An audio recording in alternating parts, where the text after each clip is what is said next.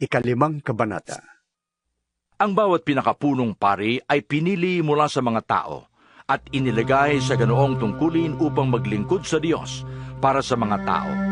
Siya ang nag-aalay ng mga kaloob at mga handog para mapatawad ang mga kasalanan. Nadarama niya ang kahinaan ng mga mangmang at ng mga naliligaw ng landas sapagkat siya ay mahina ring tulad nila. At dahil sa kanyang kahinaan, kinakailangang siya ay mag-alay ng handog hindi lamang para sa kasalanan ng iba, kundi para sa kanya ring mga kasalanan. Ang karangalan ng pagiging pinakapunong pari ay hindi maaaring makamtan ni numan sa kanyang sariling kagustuhan. Ang Diyos ang pumipili sa kaniya tulad ng pagkapili kay Aaron. Gayon din naman, hindi itinaas ni Kristo ang kanyang sarili upang maging dakilang pari.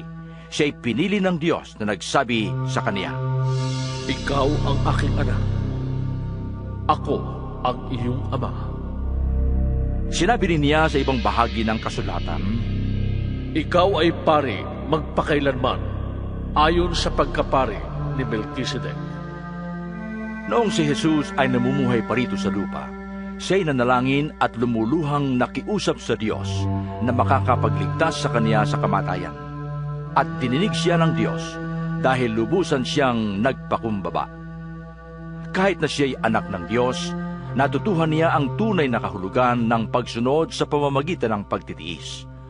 At nang siya'y maging ganap, siya naging walang hanggang tagapagligtas ng lahat ng sumusunod sa kaniyang kalooban. Minarapat ng Diyos na siya'y gawing dakilang pari ayon sa pagkapari ni Melchizedek. Marami pa kaming masasabi tungkol sa bagay na ito, ngunit mahirap ipaliwanag sa inyo sapagkat napakabagal ninyong umunawa.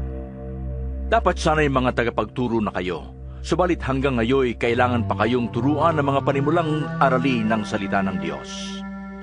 Dapat sana'y kumakain na kayo ng matigas na pagkain, ngunit hanggang ngayon, gatas pa lamang ang inyong kaya. Ang nabubuhay sa gatas ay sanggol pa, at wala pang nalalaman tungkol sa tama at mali. Ang matigas na pagkain ay para sa may sapat na gulang at marunong nang kumilala ng mabuti't masama.